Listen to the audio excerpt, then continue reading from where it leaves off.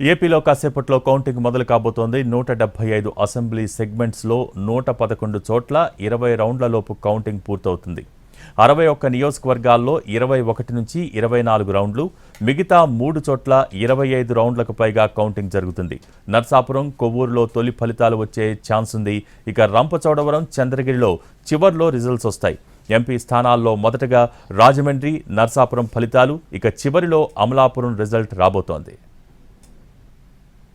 ఏపీలో 175 అసెంబ్లీ, 25 లోక్సభ స్థానాల్లో ఉదయం 8 గంటలకు కౌంటింగ్ ప్రారంభమవుతుంది. తొలి అరగంటలో పోస్టల్ బ్యాలెట్లను లెక్కిస్తారు. ఆ తరువాత ఈవీఎంలలోని ఓట్లను కౌంటింగ్ చేస్తారు. 175 అసెంబ్లీ సెగ్మెంట్లలో 111 చోట్ల 20 రౌండ్లలోపు కౌంటింగ్ పూర్తవుతుంది. 61 నియోజకవర్గాల్లో 21 నుంచి 24 రౌండ్లు, మిగతా 3 చోట్ల 25 రౌండ్లకు పైగా కౌంటింగ్ జరుగుతుంది. 111 నియోజకవర్గాల్లో మధ్యాహ్నం 2 గంటల్లోపు, 61 నియోజకవర్గాల్లో సాయంత్రం 4 గంటల్లోపు, మరో 3 నియోజకవర్గాల్లో సాయంత్రం 6 ఓట్ల లెక్కింపు పూర్తవుతుంది. తొలి ఫలితం నర్సాపూర్ నుంచే వెలువడే అవకాశముంది. ఆ తర్వాత అదే జిల్లాలోని కొవ్వూరు, పాలకొల్లు, ఆచంట నియోజకవర్గాల ఫలితాలు వచ్చే ఛాన్స్ ఉంది. నర్సాపురం, కొవ్వూరు నియోజకవర్గాల్లో అత్యల్పంగా 13 రౌండ్లలోనే లెక్కింపు పూర్తవుతుంది.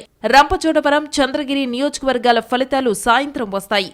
ఇక అమలాపురం పార్లమెంటు పరిధిలో గరిష్టంగా 27 రౌండ్లు. అసెంబ్లీ విషయానికొస్తే భీమిలి, పాండ్యం అసెంబ్లీ సెగ్మెంట్లలో 26 రౌండ్లలో ఓట్ల లెక్కింపు సాగుతుంది. సాయంత్రం 6 గంటలకు అమలాపురం పార్లమెంటు ఫలితాలు వస్తాయి. పోలింగ్ కేంద్రాల సీరియల్ నెంబర్ ఆధారంగా ఈవీఎం ఓట్ల లెక్కింపు ఉంటుంది. సీరియల్ నెంబర్ 1 నుంచి 14 వరకు ఈవీఎంల లెక్కింపుతో ఫస్ట్ రౌండ్ పూర్తవుతుంది.